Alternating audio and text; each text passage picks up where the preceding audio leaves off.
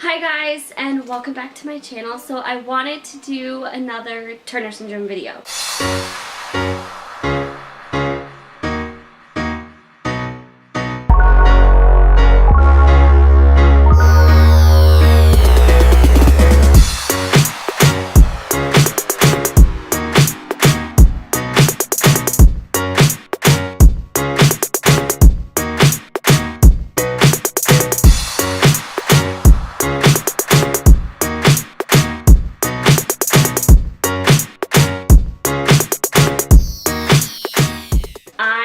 Today wanted to talk about another aspect of the way it affects my health, and that is HRT. So if you don't know what HRT is, I talked about it in my Turner syndrome tag and everything, but HRT is hormone replacement therapy.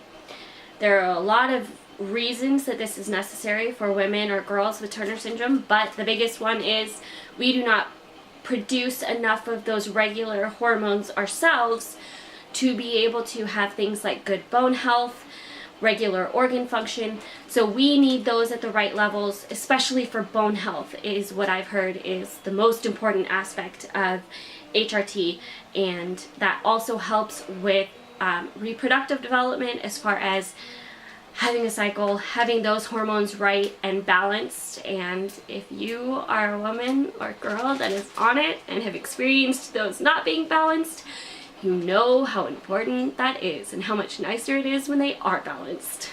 So for me, I am on microgestin. It is a generic birth control that I got switched to generic birth control probably about 2 years into my HRT, because it had both, so I didn't have to take 2 pills anymore. And I've never had a problem before on the generic birth control, except I did have one I was on. The mononessa I was on was too high of estrogen for me.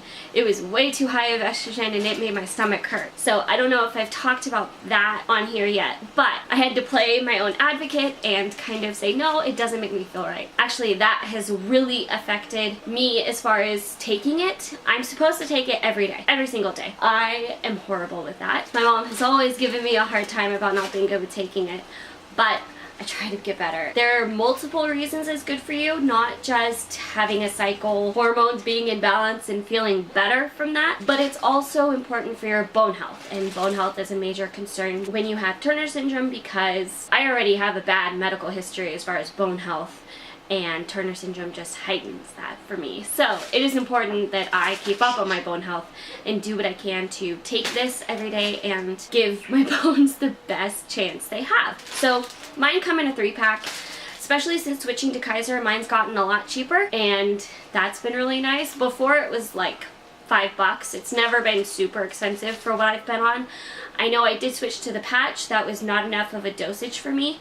It was too light and it did a lot of weird stuff. So there's a lot of different versions of HRT you can be on. Not all of them are generic birth control. There's a shot, there's different pills, there's just the actual hormones themselves, which is estrogen and progesterone is what you're really shooting for. And I was on a regimen before I started having a cycle where I was taking estrogen and progesterone, and it was 2 different pills. I had a schedule of taking them, and that I actually loved, but I know that I would never be put back on that. Estrogen, I was on Premarin for the estrogen, and my medical history means I have a higher chance of breast cancer. So they didn't want to leave me on Premarin when they heard that for very long, and so I know I would never be put back on it. But as far as being on a good schedule and feeling good about it, that has been, in my experience so far, the best. But in the initial switch to generic birth control, I didn't have problems really with that. I've switched through like 3 different ones, and this one's good again, and the mononessa I had trouble with. It was too high for me. So I'm really glad I played advocate and got to switch. There's a lot of benefits to it for women, girls with Turner syndrome. It's ironic that mine's birth control, but that's obviously not the point of it. It's funny seeing people process other reasons for being on birth control. It's always been interesting since I started. This is what I am on right now, and I'm sure that might go through even more phases, and I know there will be a part when I get older that will reestablish it, and I don't know what it'll look like. I may not be on anything. I don't know. don't know. For now, this is what I am on, and I know for me, especially, the hormones affect me pretty significantly when I'm not good with it.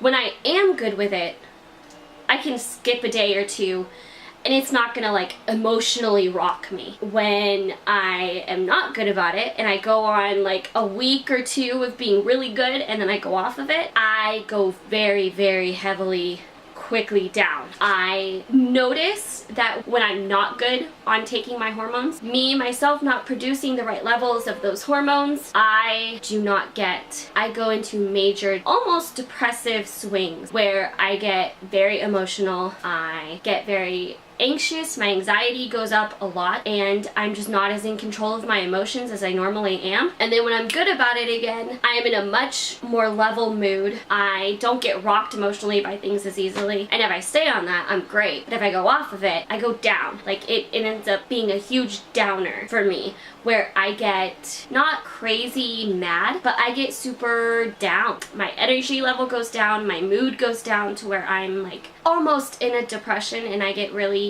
like emotional and sad and worried. My anxiety goes crazy when I'm not on it. So there are a lot of ways the hormones can affect you, and I know this probably sounds similar to fertility hormones, but that's just because when your emotions are tied to those hormones like ours are, and your hormone levels are being messed with, it's not good. And for a while I have not been good with mine to the point that it does affect me. Like it does bring my mood way down. It does make me more emotional if I'm not on it, and I don't like that.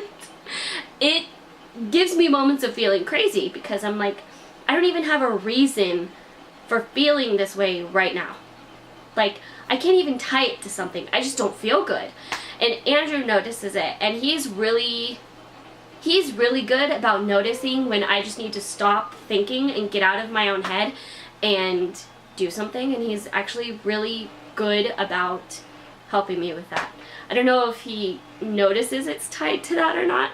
I don't know. But he's really good at handling me when I do that. As I've gotten older, I've noticed it now does affect me, where it didn't really affect me that much when I was younger. When I first was on it, or the first 4 or 5 years of being on HRT, it didn't really affect my mood at all.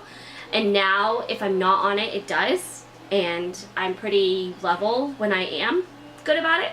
So it goes, I think, in swings of how much it affects me, how much it doesn't, but it has definitely affected me more recently as I've gotten older than ever before in my life. So I want to be a lot better about it. And bone health is another major way it affects you. It is giving you hormones that you need to promote good bone health, and that is a major thing that us with Turner syndrome have to fight, because we do not have a good starting point with bone health, and I do not want to get to the point of having osteoporosis or arthritis or anything like that. And osteoporosis is a big major concern for me with Turner syndrome, and my family medical history makes that even worse. So that is my HRT.